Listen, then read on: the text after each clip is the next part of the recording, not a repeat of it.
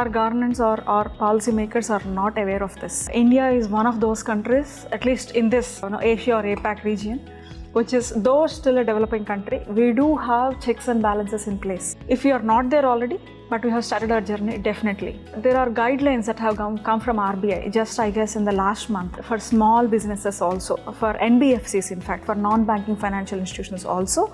RBI has rolled out guidelines for cybersecurity, particularly in handling user information, user financial information and PII also. So these guidelines safeguard people who may not have access to technology, right? So there could be an opt-in or opt-out for people who are technologically advanced or people who already know what these things are. But let's say a vegetable vendor or an auto pillar or a small shop owner, if they are doing business with a small bank, they may not always come to the ICICIs or Standard Chartered's. So when they come over to a small chit fund company, or which is a non-banking, it doesn't do banking directly, but still it's a financial institution. So even there, we do have guidelines that safeguard this information. So the reason why I brought that up is, yes, large governments with advanced budgets, they are setting aside some numbers for what they call as digital warfare or cyber warfare.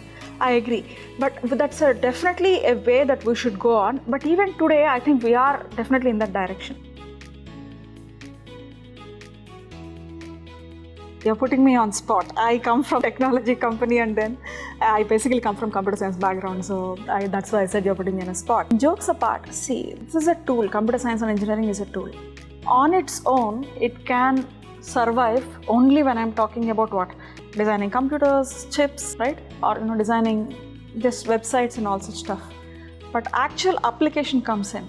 So how can you design a software for a car without understanding how a car works, right? Without understanding what does a carburetor mean, what does my RPM mean, what does a double engine mean, what does a four-cylinder mean, and what data coming from an exhaust pipe should be monitored, what is the combination of data and why should you monitor all of this. There was one famous example that get passed on about an ice cream. Once somebody puts an ice cream in a car, the car gets auto-logged. The moment he changed the flavor, it doesn't get. We used to have one forward, yeah.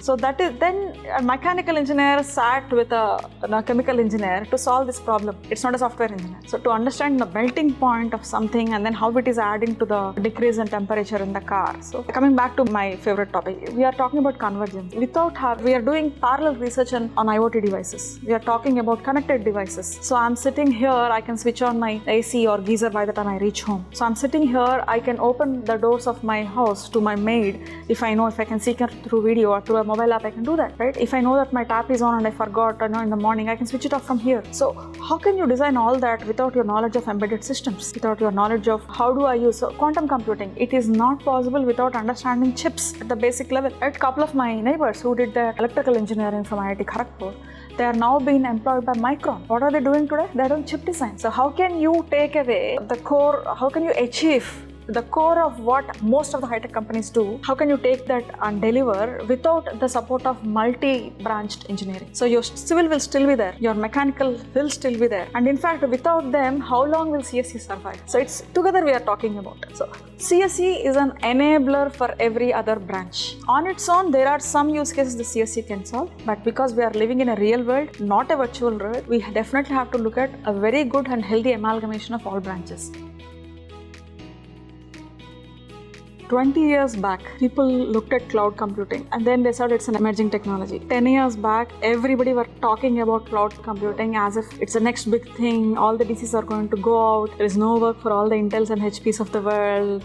Nothing will work. It's only everything will be on the cloud, right? Did that happen? What happened? That became commonplace. Today, if I have to spin off 24 or more virtual machines, I'm not thinking too much. I'll just spin off within minutes in AWS or in Azure. I'll not blink. I'll not put it back. So in comparison to what I used to, let's say 20 years back, I'll have to fill out a form, now give them the details, get 3 vendor quotes and then see for hardware this is what they're charging, for RAM this is what they're charging, for monitors, for towers, CPUs, whatever. Now all that I can do it online. I can get a quote in less than 20 seconds. I've used Azure myself. So I can get a quote then and there. So what is the number of cores you're looking for? What is the capacity? So what did cloud computing became? It became a commonplace today. What happened to WhatsApp, sir? When it been introduced, I always have to as a time pass tool. One of my managers used to sit in Canada. He used to push me, why are you not on WhatsApp? I used to tell him, I'm there on TCS Messenger, or else I'm there on SMS. Why do I need WhatsApp? And now today, it's entirely different. Call it WhatsApp with that personal space. In office space, we use Microsoft Teams or